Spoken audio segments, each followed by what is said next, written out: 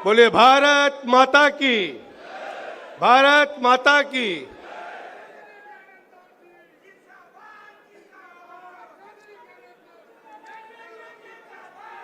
कल से आज तक प्रदेश भर के देवतुल्य कार्यकर्ताओं का जो अपूर्व स्नेह मुझे प्राप्त हुआ है,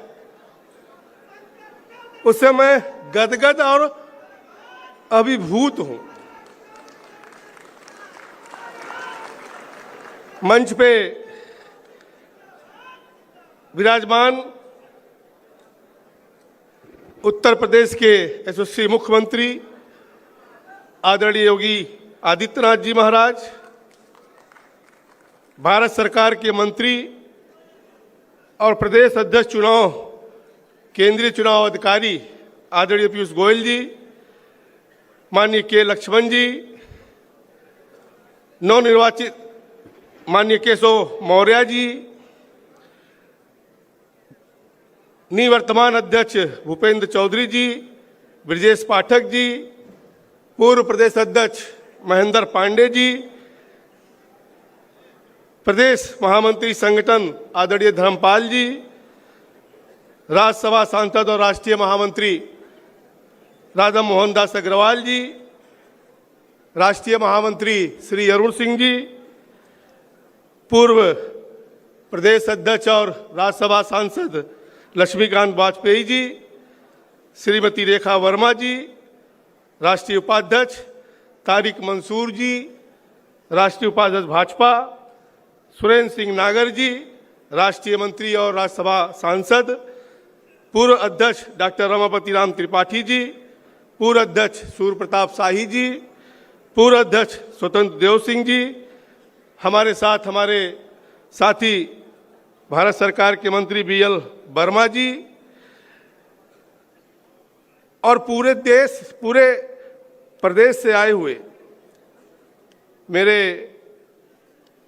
प्रिय कार्यकर्ता साथियों, माननीय सांसदगण, माननीय विधायकगण, पूर्व सांसद, पूर्व विधायक, जिला पंचायत अध्यक्ष, मंडल अध्यक्ष, भाजपा के पदाधिकारी, पूर्व पदाधिकारी और मेरे मीडिया के साथियों, आप सबको मैं सादर प्रणाम करता हूं, आपका वंदन करता हूं, आपका अभिनंदन करता हूं। साथियों, गोमती नदी के किनारे स्थित प्रदेश की राजधानी लखनऊ में आप सभी के स्नेह, उत्साह, रोमांच एवं हार्दिक स्वागत से खुद को धन्य मान रहा हूं। भारत के सबसे बड़े प्रदेश, जिसे भारत की राजनीति का केंद्र बिंदु माना जाता है, ऐसे अपने उत्तर प्रदेश में भाजपा के प्रदेश अध्यक्ष का दायित्व लेते समय मैं रोमांचित हूं, उत्साहित हूं और गौरवान्वित महसूस कर रहा हूं। कार्यकर्ताओं के इस महासंगम के अवसर पर आप सभी कार्यकर्ताओं की प्रेमपूर्ण भावना से स्वयं को मैं जोड़ रहा हूं। तब यह भाव और बढ़ गया कि केंद्रीय नेतृत्व ने मुझे कितनी बड़ी जिम्मेदारी सौंपी है। आदरणीय प्रधानमंत्री श्री नरेंद्र मोदी जी, राष्ट्रीय अध्यक्ष श्री JP नड्डा जी, गृह मंत्री श्री आदरणीय अमित शाह जी, रक्षा मंत्री आदरणीय राजनाथ सिंह जी और संघ परिवार का हृदय तल से, हृदय की गहराइयों से मैं धन्यवाद देता हूं कि उन्होंने मुझे मेरे ऊपर भरोसा जताया और मुझे ये महान दायित्व सौंपा है। साथियों, ये भारतीय जनता पार्टी जैसी लोकतांत्रिक पार्टी में ही संभव है कि वह मुझ जैसे सामान्य कार्यकर्ता को भी एक बड़ी जिम्मेदारी मिल सकती है। हमारी पार्टी में कोई वाद नहीं चलता है, ना परिवारवाद चलता है और ना जातिवाद चलता है। हमारी पार्टी का नेतृत्व न किसी खास परिवार को मिलता है और न ही किसी खास जाति को मिलती है। हमारी पार्टी में कोई भी व्यक्ति कोई भी सक्रिय कार्यकर्ता बड़े से बड़े दायित्व को पहुंच सकता है। इसलिए हम सबको अपनी पार्टी पे गर्व है। साथियों, मैं राजनीतिक जीवन का आरंभ कोई सुनियोजित मेरा नहीं था, बल्कि एक गलत के सामने हार ना मानने की जिद में हम राजनीति में ऊपर तक आए। मित्रों, हमारे यहाँ समीर सिंह जी बैठे हुए हैं, तमाम हमारे गोरखपुर के लोग बैठे हैं। 1989 में मैं जब सभासद हुआ और सभासद जीतने के बाद डिप्टी मेयर के चुनाव में कुछ कानूनी बाधाएं डाली गई जो एकदम अनुचित था और गलत भी था। अपने समर्थकों के साथ हमने कोर्ट केस किया, सिविल कोर्ट से लोअर कोर्ट से लगा करके और सुप्रीम कोर्ट तक 7 महीने के भीतर हमने वो लड़ाई लड़ करके वहां से विजय श्री लेकर आया और पुणे गोरखपुर का डिप्टी मेयर में बना। और मानिए ऐसा पहला केस होगा, क्योंकि इलेक्शन पटिशन हम सब जानते हैं कि इलेक्शन पटिशन होता है, आदमी का कार्यकाल या तो पूरा हो जाता है या तो नया चुनाव हो जाता है। लेकिन ये पहला उदाहरण था कि इस पटिशन में कहीं ना कहीं इलेक्टेड पर्सन को स्टे भी किया गया था और 7 महीने के अंदर निर्णय भी आया था। इसलिए इस राजनीति में आने का मुझे मौका मिला था। मित्रों, साथियों, अगर देखें तो इसके बाद 1991 में भारतीय जनता पार्टी ने मुझे 26 साल के उम्र में 26 साल के उम्र में भारतीय जनता पार्टी ने मुझे महाराजगंज से पहली बार लोकसभा चुनाव लड़ने का आदेश दिया और महाराजगंज का लोकसभा प्रत्याशी बना। और 1991 से लेके आज चुनाव 1991 और 2024 तक 2024 का चुनाव मैंने महाराजगंज को कभी नहीं छोड़ा और न भारतीय जनता पार्टी को कभी छोड़ा। और एक ही पार्टी, एक ही संसदीय क्षेत्र में 7 बार सांसद बनने का मुझे आशीर्वाद प्राप्त हुआ है। मित्रों, ये सब संभव हुआ है तो भाजपा के अथक परिश्रम से, महाराजगंज की जनता की वजह से, अटूट प्रेम एवं भरोसे से माननीय प्रधानमंत्री जी नरेंद्र मोदी जी ने मुझे भारत सरकार में वित्त राज्य मंत्री की जिम्मेदारी दी और इसे मैं निष्ठा एवं कुशलता पूर्वक निभा रहा हूं। लेकिन मेरी ये नई जिम्मेदारी मेरी अब तक की सभी जिम्मेदारियों से अधिक गंभीर और चुनौतीपूर्ण है। लेकिन मुझे विश्वास है कि भाजपा उत्तर प्रदेश के गौरवशाली कार्यकर्ताओं का स्नेह एवं समर्पण इस महान दायित्व के निर्वहन में मेरी मदद करेगी। मुझसे पहले 1980 से अब तक 15 प्रदेश अध्यक्ष ने उत्तर प्रदेश भाजपा को सींचा है। सभी के अनुभवों से सीखने का और मार्गदर्शन प्राप्त करने का भी प्रयास करूंगा। मित्रों, और कहने इस मंच पे दिवंगत हमारे पूर्व प्रदेशाध्यक्षों की पूर्ण आत्माओं को मैं अपनी श्रद्धांजलि अर्पित भी करता हूं। साथियों, किसी भी राजनीतिक दल के 4 सबसे महत्वपूर्ण स्तंभ होते हैं: कार्यकर्ता, कार्यालय, कार्यक्रम और कोष। कार्यालय कार्यक्रम एवं कोष बहुत महत्वपूर्ण है। कार्यालय हम सबके लिए तीर्थ है। हम पार्टी के लिए राजनीतिक विचारों को देश की जनता तक पहुंचाते हैं और इन सब के लिए कोष की आवश्यकता होती है। लेकिन इन सब से महत्वपूर्ण है कार्यकर्ता, कि अगर डेडिकेटेड कार्यकर्ता नहीं है तो बाकी चीजें व्यर्थ है।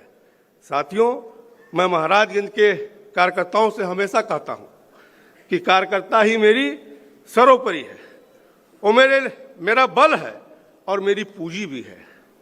और मैं 1991 से लेकर 2024 तक के सभी चुनाव अपने कार्यकर्ताओं के दम पर लड़ा है। मेरे मन में अपने कार्यकर्ताओं के प्रति बहुत आदर है और आज इस मंच से मैं पूरे प्रदेश के भाजपा कार्यकर्ताओं से कहना चाहता हूं कि आप मेरे लिए सर्वोपरि हैं। आपके लिए मैं लड़ूंगा, अड़ूंगा और लड़ूंगा भी। मित्रों, आपकी बात भी सुनूंगा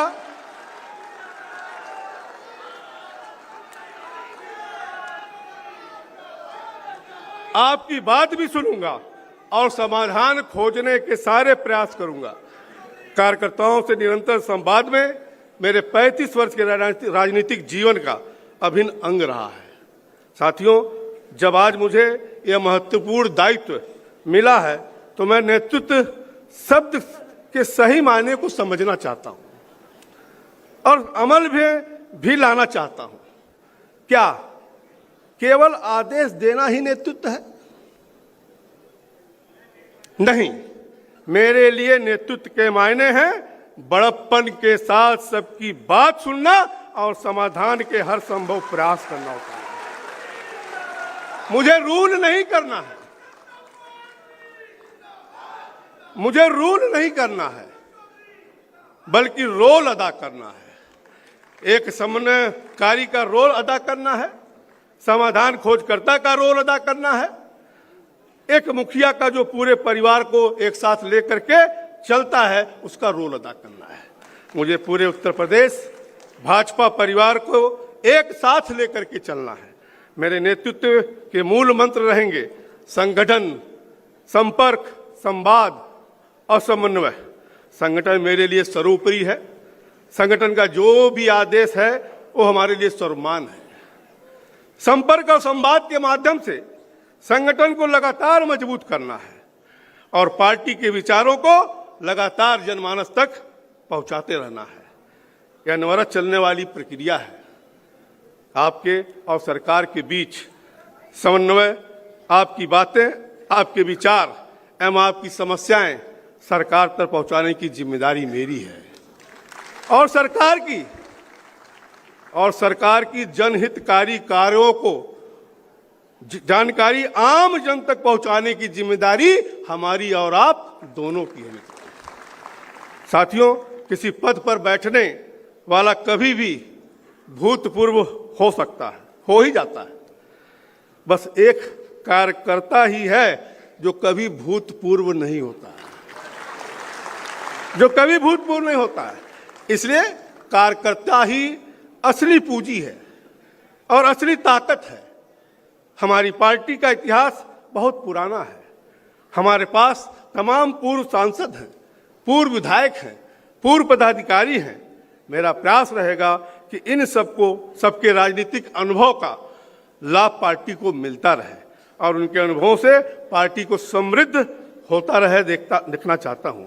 आज यहाँ पीयूष गोयल जी ने अभी किस प्रकार से देश की गति बढ़ी है, प्रधानमंत्री जी जैसे काम कैसे कर रहे हैं, उसका जिक्र किया है, उसको मैं दोहराना नहीं चाहता हूं।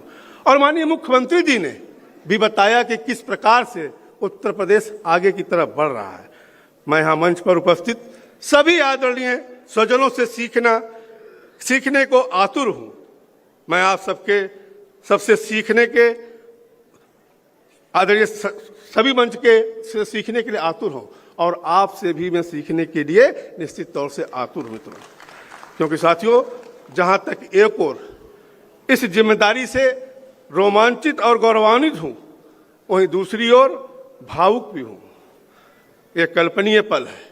1989 में पार्षद के रूप में शुरू हुआ ये सफर आज इस पड़ाव तक पहुंचा है और इस पूरे सफर में मुझे शीर्ष नेतृत्व के साथ साथ संघ परिवार का भी भरपूर स्नेह और कहीं ना कहीं मार्गदर्शन प्राप्त रहा है और इस स्नेह और प्रथम पथ प्रदर्शन के लिए संघ के प्रति कृतज्ञ हूं और मैं आशा करता हूं कि आगे भी मुझे यूं ही स्नेह और मार्गदर्शन प्राप्त होता रहेगा।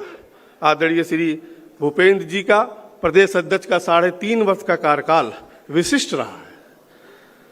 अपने उत्तर प्रदेश भाजपा परिवार को नई ऊर्जा दी है और मेरा प्रयास रहेगा कि भाजपा परिवार के संगठन को और नई ऊंचाइयों तक ले जाऊंगा। साथियों, 2014 से इस देश के यशस्वी प्रधानमंत्री नरेंद्र मोदी जी ने बागडोर संभाला है और आप सब ने देखा होगा, अभी हमारे मुख्यमंत्री जी ने भी उसकी चर्चा किया और पीयूष जी ने भी उसकी चर्चा किया कि 2014 का भारत कैसा था और 2025 का भारत आज कैसा है। अगर आप देखें तो हमने समावेशी विकास किया है। प्रधानमंत्री जी का जो मंत्र है सबका साथ, सबका विकास, सबका विश्वास और सबका प्रयास। अगर आप देखें, जो पीयूष जी बता रहे थे कि 80 करोड़ लोगों को राशन मुफ्त में दिया जा रहा है, मकान सबको मुफ्त में दिया जा रहा है, लेकिन कहीं ना कहीं समावेशी विकास के साथ साथ कोई भेदभाव करके नहीं दिया जा रहा। जो दीनदयाल जी की अंत्योदय की सोच थी, उस दीनदयाल जी के अंत्योदय को सोच को पूरा करने के लिए प्रधानमंत्री जी उस अंतिम व्यक्ति को उसके आम जीवन में जो आवश्यक चीजें हैं उसको कहीं ना कहीं देने का प्रयास मोदी जी ने किया। मित्रों, गरीब को क्या चाहिए? गरीब को एक मकान चाहिए, मकान में एक शौचालय होना चाहिए, बिजली का कनेक्शन होना चाहिए, पीने के पानी की व्यवस्था होनी चाहिए, गरीब आदमी है तो उसको राशन मिलना चाहिए, बीमार हो जाता है तो दवाई की व्यवस्था होनी चाहिए, गरीब आदमी है तो कहीं ना कहीं उसको सहायता के रूप में किसान सम्मान निधि भी सरकार हमारी दे रही है। और इतना ही नहीं, केवल गरीबों का उत्थान, देश का विकास नहीं किया। आज अगर आप देखें तो पूरे दुनिया में मंदी छाई हुई है, लेकिन प्रधानमंत्री जी के कुशल नेतृत्व में अगर आप देखें तो दुनिया का सबसे तेज गति से बढ़ने वाली अर्थव्यवस्था के रूप में भारत आज निकली है और बहुत जल्द हम कहीं ना कहीं तीसरे स्थान पर पहुंचने वाले हैं। मैं माननीय मुख्यमंत्री जी को भी धन्यवाद ज्ञापित करना चाहता हूं, क्योंकि हम लोग भी उत्तर प्रदेश में थे, जब दिल्ली वगैरह हम लोग जाते थे, जब कोई सुनता था कि हम लोग गोरखपुर के हैं, उत्तर प्रदेश के हैं, तो लोग 2 कदम पीछे हट जाते थे।